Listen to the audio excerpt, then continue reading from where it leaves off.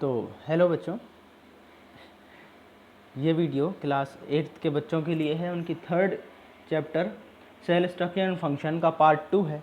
Part 1 में आप देख चुके होंगे, हमने यहाँ तक चर्चा कर ली थी। अभी पार्ट 2 में हम structure of a generalise cell, यानी कि एक आम सेल, एक साधारण सेल, या फिर देखो क्या है, दुनिया में लगभग बहुत सारी सेल्स हैं जिनका स्ट्रक्चर एक जैसा होता है लगभग, तो हम उस एक टिपिकल स्ट्रक्चर को जनरल स्ट्रक्चर मान लेते हैं, उसी से सारी सेल्स वगैरह को समझते हैं। तो देखेंगे, most cells have the same basic structure referred to as the generalised cell.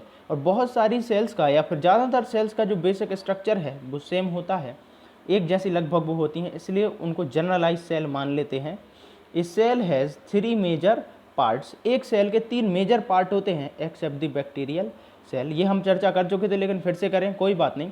Bacterial cell को छोड़कर एक सेल के 3 मेजर पार्ट होते हैं। They are cell membrane, cytoplasm and nucleus. वो है सेल मेम्ब्रेन, साइटोप्लाज्म और न्यूक्लियस। हर एक सेल में सेल मेम्ब्रेन होगी, साइटोप्लाज्म होगा और न्यूक्लियस होगा, बैक्टीरिया को छोड़कर।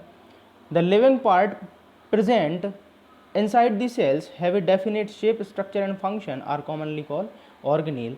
तो उन्होंने कहा है ऑर्गेनील, लिटिल ऑर्गन, ऑर्गेनील का मतलब लिटिल ऑर्गन होते हैं, और ये सेल के अंदर के लिविंग पार्ट्स हैं जिनका अलग स्ट्रक्चर होता है, अलग फंक्शन होता है, अलग शेप होता है, सब कुछ अलग होता है। हर एक सेल के अंदर बहुत सारे ऑर्गेनील्स पाए जाते हैं, तो हम सबके बारे में अभी चर्चा करेंगे।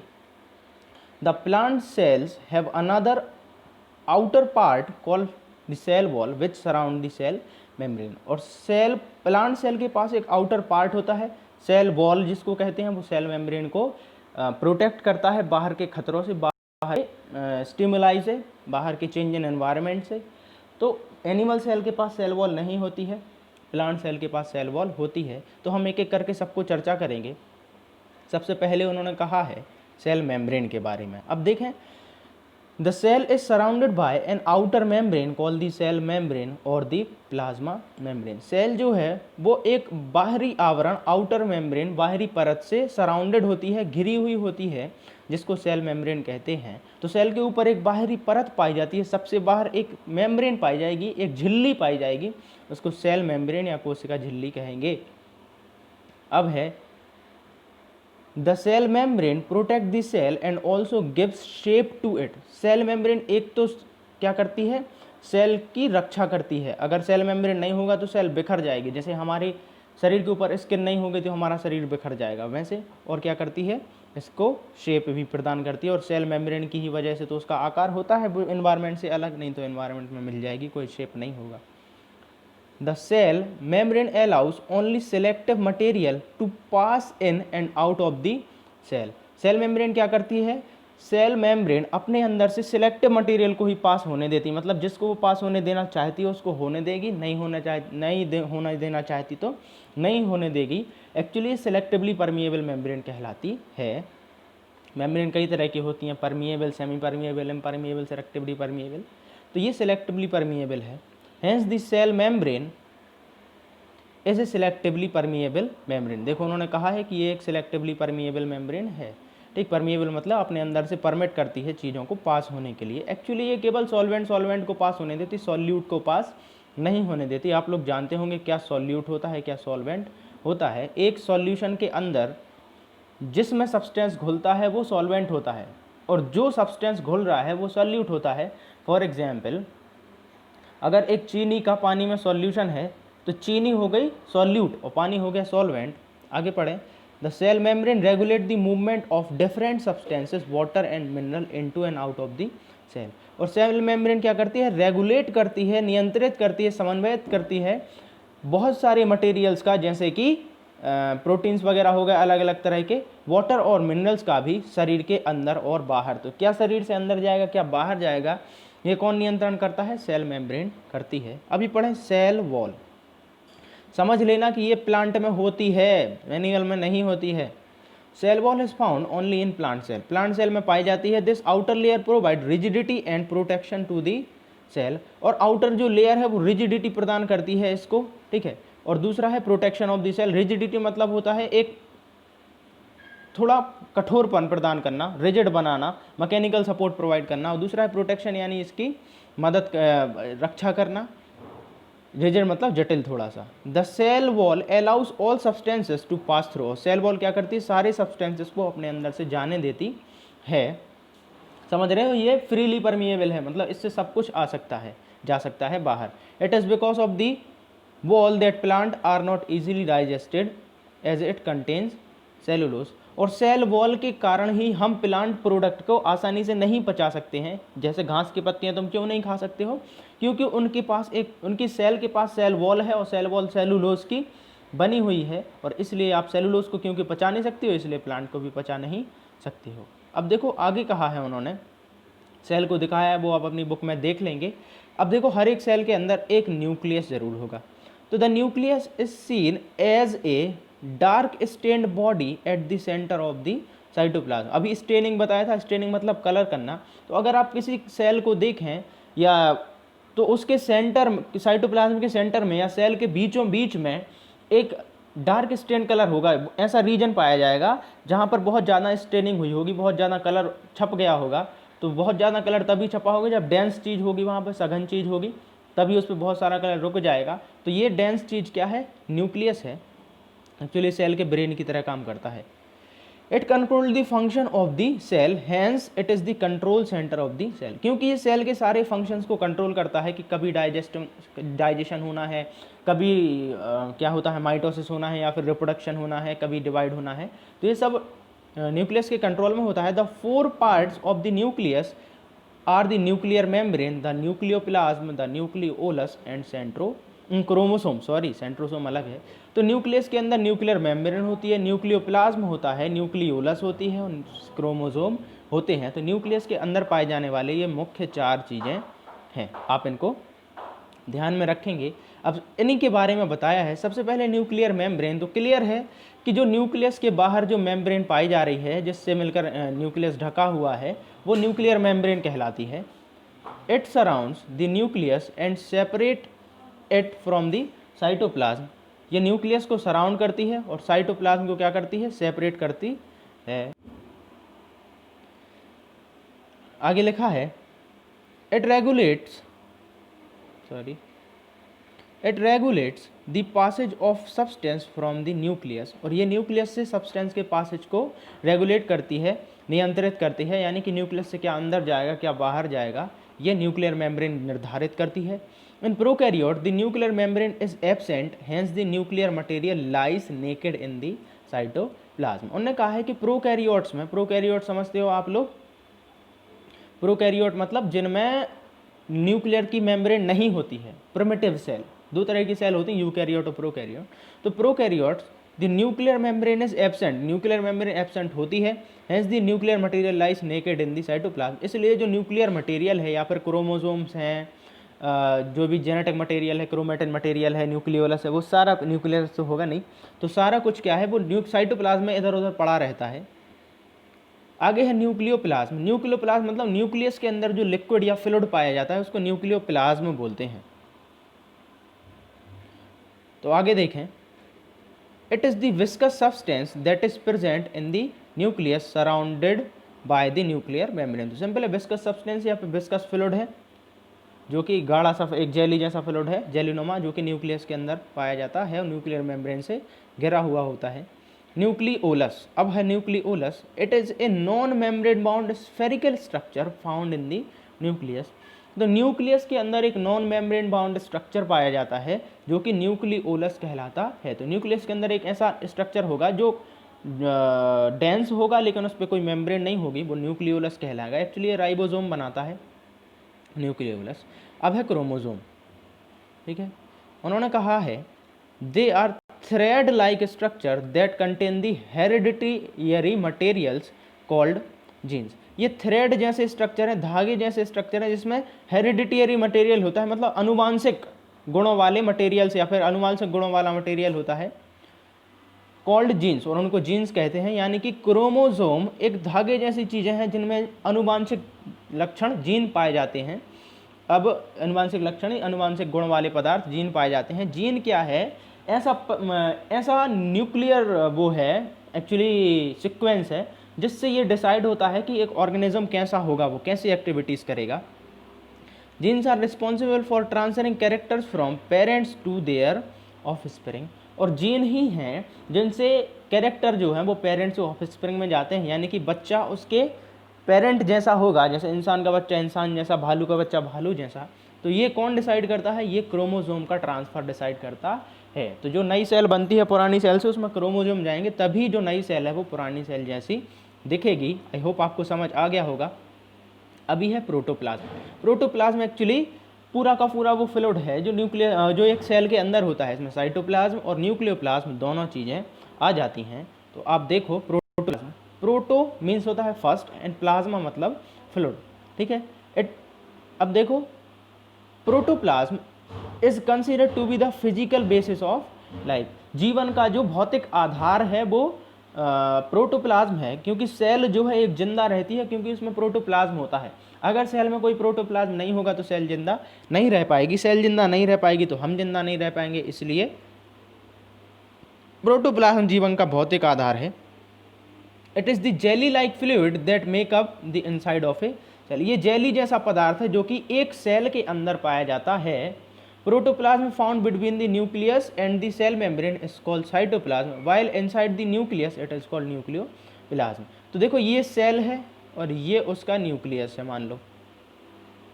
तो बाहर जो कुछ भी भरा है वो साइटोप्लाज्म, न्यूक्लियस के बाहर जो कुछ भी भरा है वो साइटोप्लाज्म, और न्यूक्लियस के अंदर जो है उसको तुम कहोगे न्यूक्लियोप्लाज्म, और दोनों मिलके बनेंगे साइटोप्लाज्म।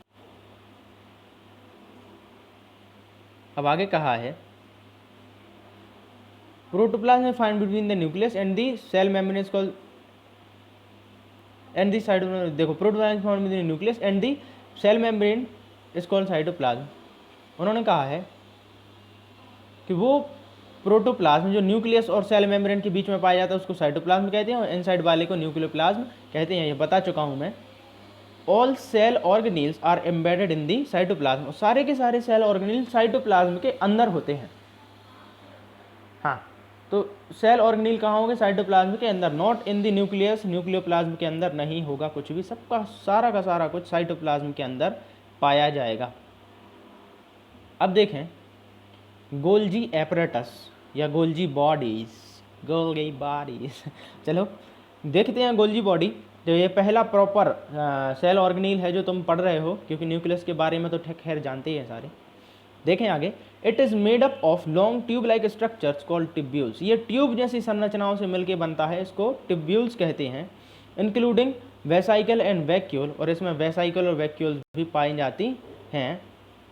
आपको इन सब के चित्र दिखा देने चाहिए, शायद आप उनको देखकर समझ जाओ, या फिर आपके पास मोबाइल है तो आप देख सकते हैं कैसे इनके चित्र होते हैं।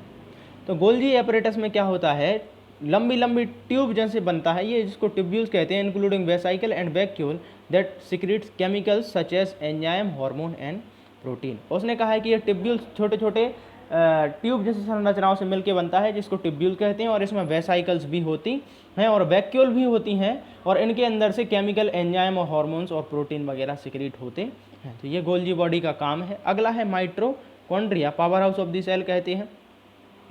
ऐसा दिखता है ये माइटोकॉन्ड्रिया, ऐसा दिखेगा, ऐसा, ठीक है। These are small rod like और स्फेरिकल स्ट्रक्चर्स। तो ये स्मॉल रॉड लाइक हैं, ऐसे ऐसे रॉड जैसे होते हैं। ये स्फेरिकल हैं, गोल हैं, रॉड लाइक और स्फेरिकल होंगे। They oxidise food to provide energy from to in the form of ATP and are therefore called the power house of the cell. उन्होंने कहा है कि ये खाने से एनर्जी बनाते हैं एटीपी के रूप में, तो ये खाने से एनर्जी निकालेगा, इसलिए इसको power house of the cell कहते हैं, क्योंकि सेल को पावर मिलती है एनर्जी से। वो पावर कौन दिलाता है? माइटोकॉन्ड्रिया, इसीलिए उसको सेल का पावर हाउस कहेंगे। अब देखो, अब आगे कहा है उन्होंने वैक्यूल्स। तो वैक्यूल्स खाली जगह होती है जिनके अंदर एक सैप भरा होता है और कोई सेल ऑर्गेनील नहीं होता है। These are sac like structure, थैले जैसी संरचनाएं, थैलीनुमा, bound by a membrane called tonoplast. और ये सेल के अंदर देखो, एनिमल सेल के अंदर तो छोटी छोटी सी वैक्यूल होंगी, लेकिन प्लांट सेल के अंदर जो है वो बहुत बड़ी सी एक वैक्यूल पाई जाती है, यानी 70 से 90% हिस्सा भी इसका घेर सकती है। ये पूरा का पूरा वैक्यूल है, यहाँ मैंने तीर बनाया हुआ है। तो आप समझ सकते हैं तो ये वैक्यूल की एक मेम्ब्रेन होती है सेल के अंदर जिसको टोनोप्लास्ट कहते हैं। They store excess water, food and waste in them. और एनिमल सेल या प्लांट सेल कुछ भी हो उसके अंदर वो अपने अंदर रखते क्या है, एक्सेस वाटर जो सेल के अंदर होता है वो सेल मेम्ब्रेन वैक्यूल में चला जाता है, जो फूड होता है वो फूड वैक्यूल में चला जाता है, और वेस्ट मटेरियल भी वैक्यूल्स में चले जाते हैं जिनको वैक्यूल्स एक्सक्रीट आउट कर देती हैं। अब देखो आपको पता चलेगा lysosome, they contain chemical substance called enzymes that are capable of digesting intracellular and extracellular material। उन्होंने कहा है कि लाइसोसोम एक सेल में ऑर्गेनिल तो है, उसके पास एक ऐसे केमिकल सब्सटेंस रासायनिक पदार्थ होते हैं जिनको एंजाइम कहते हैं, ठीक है। और ये एंजाइम क्या करते हैं, चाहे वो सेल के अंदर का हो या सेल के बाहर का पदार्थ हो, उसको पचाने की ताकत रखते, पचा देंगे, उसको छोटे छोटे सब्सटेंस में तोड़ देंगे। Lysosome are called the suicidal bags, इनको सुसाइडल बैग्स भी कहते हैं of the cell as they are capable of busting and destroying cells during times of emergency. और इमरजेंसी के समय पर जैसे कोई भी सेल खराब होने लगे या कुछ भी होने लगा तो उस टाइम पर लाइसोसोम बस्ट आउट हो जाते हैं, फट जाते हैं और पूरी सेल को वो ख़त्म कर देते हैं, डिस्ट्रॉय कर देते हैं, इसलिए इनको सुसाइडल बैग्स भी कहा जाता है। अब देखो आगे पढ़ेंगे एंडोप्लाज्मिक रेटिकुलम। अब एंडोप्लाज्मिक रेटिकुलम क्या होएगा, एक सेल मेम्ब्रेन सेल ऑर्गेनेल है endoplasmic reticulum. Endoplasmic reticulum actually बेटा न्यूक्लियस के पास ही पाया जाएगा, ऐसे ऐसे मेम्ब्रेन्स जैसा स्ट्रक्चर होता है जो न्यूक्लियस के पास ही पाया जाएगा। तो कभी भी आप सेल का 3D स्ट्रक्चर देखो, मोबाइल आपके पास है ही, तो आपको पता चलेगा कि एंडोप्लाज्मिक रेटिकुलम न्यूक्लियस के पास पाया जाता है। अब देखो उन्होंने कहा it is network of tubules, ये छोटी छोटी सी ट्यूब्यूल नलिकाओं का नेटवर्क है, तंत्र है। They store and transport substances within the cell, और सेल के अंदर वो पदार्थों को या तो स्टोर करेंगे जैसे प्रोटीन वगैरह हुआ, और या तो उनको एक जगह से दूसरी जगह पहुंचाएंगे। There are 2 type of endoplasmic reticulum, 2 तरह के एंडोप्लाज्मिक रेटिकुलम होते हैं। They are smooth endoplasmic reticulum and rough endoplasmic reticulum. तो एंडोप्लाज्मिक रेटिकुलम 2 तरह के होंगे, एक स्मूथ एंडोप्लाज्मिक रेटिकुलम SER जिसको कहेंगे, और दूसरा है रफ एंडोप्लाज्मिक रेटिकुलम RER जिसको कहेंगे। अब देखो होता क्या है इन दोनों में अंतर। Rough endoplasmic reticulum has ribosome attached to its surface due to which they appear grainy. और रफ एंडोप्लाज्मिक रेटिकुलम एक देखो चिकनी मेम्ब्रेन है, अगर उसके ऊपर जैसे फर्श है उसके ऊपर तुम बहुत सारे पत्थर डाल दो तो वो खुरदरानी दिखने लगेगा, कंकड़ डाल दोगे, तो ऐसा ही है रफ एंडोप्लाज्मिक रेटिकुलम के पास कंकड़ जैसे गोल गोल राइबोसोम्स पाए जाते हैं, इसलिए वो ग्रेनी दिखता है, जैसे दानेदार दिखता है, और इसीलिए उसका नाम रफ एंडोप्लाज्मिक रेटिकुलम। रफ मतलब खुरदरा थोड़ा सा। Smooth endoplasmic reticulum does not have ribosome, smooth endoplasmic reticulum के पास कोई भी राइबोसोम्स नहीं होते हैं, ठीक है। अब देखो अब पढ़ेंगे हम लोग राइबोसोम्स के बारे में। तो एंडोप्लाज्मिक रेटिकुलम के ऊपर छोटी छोटी सी दाने से चिपके होते हैं वो एंडोप्लाज्मिक रेटिकुलम, ये बनते हैं न्यूक्लियस के अंदर जो न्यूक्लियोलस पाई जाती है उसमें, और ये प्रोटीन का निर्माण करते हैं शरीर के सेल के अंदर। देखें ribosome, these are small granular structures scattered in the cytoplasm और found attach to endoplasmic reticulum. उन्होंने कहा है कि जो राइबोसोम है वो छोटे छोटे से ग्रेनुलर स्ट्रक्चर हैं जो कि साइटोप्लाज्म में फैले हुए होते हैं, और ये एंडोप्लाज्मिक रेटिकुलम पे भी चिपके होते हैं। तो ये या तो फ्रीली साइटोप्लाज्म में पाए जाएंगे या फिर एंडोप्लाज्मिक रेटिकुलम पे अटैच्ड होंगे। Their main function is protein synthesis, और राइबोसोम का मेन काम प्रोटीन सिंथेसिस होता है। तो राइबोसोम का बात याद आए तो देखना छोटे छोटे दाने जैसे होते हैं गोल गोल, न्यूक्लियोलस के अंदर बनते हैं, या तो साइटोप्लाज्म में फ्रीली पाए जाएंगे या एंडोप्लाज्मिक रेटिकुलम के ऊपर जुड़े हुए होंगे, और ये प्रोटीन का निर्माण करने में मदद करेंगे, या प्रोटीन का निर्माण यही करते हैं ओवरऑल। अब है plastid, they are found only in plant cell. Plastid एक ऐसा हरित लवक जैसे चीज़ें हैं, ये प्लास्टिड के अंदर ही पाई जाती हैं। तो प्लास्टिड एक ऐसा पिगमेंट है जो कि प्लांट सेल में ही पाया जाता है। प्लास्टिड कंटेन पिगमेंट, इसमें पिगमेंट होते हैं, वर्णक होते हैं, रंगों को बनाने वाले वर्णक। Depending on the colour of the pigment plastid are of 3 kind. Colour के आधार पर प्लास्टिड 3 तरह के होते हैं, क्लोरोप्लास्ट, क्रोमोप्लास्ट और ल्यूकोप्लास्ट। तो देखें प्लास्टिड 3 तरह के होंगे, किसके आधार पर, उनके कलर के आधार पर। तो देखो क्लोरोप्लास्ट क्या कहा है उन्होंने, हरे होते हैं ये, देखना these contain the green pigment called chlorophyll which help plants to make food. और हरे कलर के होंगे क्लोरोप्लास्ट, क्योंकि इनमें एक हरे कलर का पदार्थ या हरे कलर का वर्णक क्लोरोफिल पाया जाएगा, जिससे प्लांट फोटोसिंथेसिस करने में सफल होता है या फिर फोटोसिंथेसिस कर पाता है। अब है क्रोमोप्लास्ट। क्रोमोप्लास्ट एक्चुअली किसी भी कलर के हो सकते हैं, कलर्ड पिगमेंट हैं, जो जैसे फूल मूल नहीं होते हैं बहुत सारे कलर के, तो फूलों में क्या पाया जाएगा, क्रोमोप्लास्ट नाम का पिगमेंट पाया जाएगा उनकी सेल में। This contain non green pigment that give colour to the flower and fruit. Simple है। अब है leucoplast. These plastid are colourless. Leucoplast ऐसा प्लास्टिड है जो सेल में पाया जाएगा। और देखो समझो कि प्लास्टिड एक ऐसा सब्सटेंस है जो सेल में पाया जाएगा और सेल को उसी रंग का बना देगा। तो समझना इसको कि प्लास्टिड जिस भी सेल में पाया जाएगा उसी कलर का बना देगा। हरा प्लास्टिड क्लोरोप्लास्ट ज़्यादा पाया जा रहा है तो सेल हरे कलर की होगी। क्रोमोप्लास्ट जिस कलर का पाया जा रहा है सेल उस कलर की होगी। जैसे रोज़ के केस में रोज़ की जो पेटल्स हैं उनकी सेल्स में रेड कलर का क्रोमोप्लास्ट पाया जाएगा तो रेड कलर के होंगे। ल्यूकोप्लास्ट कलरलेस होते हैं रूट्स में। This plastid are colourless, they store food in the form of carbohydrate, protein and fat. और ये कार्बोहाइड्रेट, प्रोटीन और फैट के फॉर्म में खाना जमा करके रखते हैं, तो प्लांट को फूड स्टोर करने में मदद करते हैं। ल्यूकोप्लास्ट फ्रूट वगैरह में भी थोड़े थोड़े पाए जाएंगे। अब है now study the table given below to find out how a plant cell differ from animal cell. तो प्लांट सेल एनिमल सेल से अलग कैसे होती है ये आपको पढ़ना है टेबल के द्वारा, और ये हम पढ़ेंगे अगले वीडियो में।